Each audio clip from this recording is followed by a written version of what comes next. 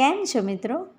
હું છું તમારી મિત્ર વિનીતા બ્રહ્મભટ્ટ અને તમે સાંભળી રહ્યા છો Sardar Patel university community radio station radio campus 90.4 FM.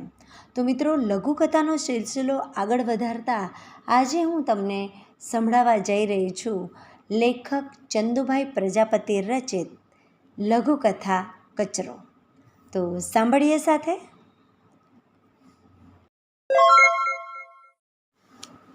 અરે, આ વાયરો પણ ખરો છે હં. બીજા ઘરનો કચરો મારા ઘરમાં. આમ વિચારતા તે સાવરણી પકડી વાળવા લાગી. કચરો વાળતા વાળતા તે વિચારોમાં ગરકાવ થઈ. મારી પડોશની વહુ કહે છે એમ. મેં શું સુખ ભાળ્યું? સાસુની ટકટક, સસરાનો મિજાજ, આમ નહીં આમ. આ સારું ન કહેવાય. હા, મારા એ તો સારા છે, પણ કોનું સાંભળે? મારું સાંભળે તો વહુઘેલો, મારી સાસુનું સાંભળે તો માવડિયો. બિચારા, સૂડી વચ્ચે સોપારી, બધી બાજુએથી એમને જ કપાવાનું. હા, લાડકો દિયર ખરો, પણ આખરે તો બાળકને ક્યારેક આમ તેમ ચાડી કરી દે.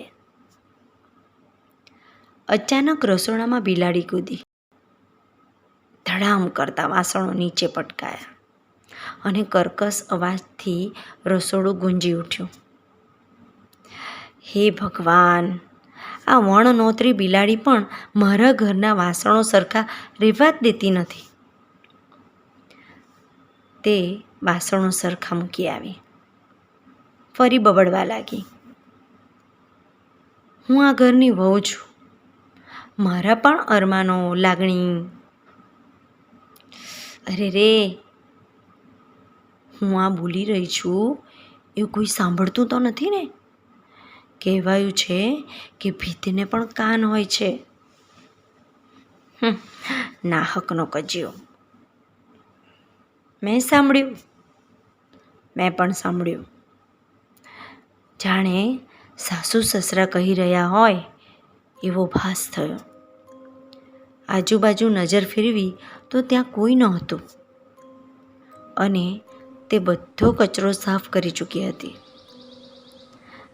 આછું હસતા તે ફરી બબડી. અરે રે, હું પણ કેવી છું! અરીસા સામે ચાંચ મારતી ચકલી જેવી. તો મિત્રો, આપણે પણ કેટલી વાર આપણા મન સાથે વાતો કરતા હોઈએ છીએ અને હસી પડતા હોઈએ છીએ, પણ જોજો હા, ભીતને પણ કાન હોય છે.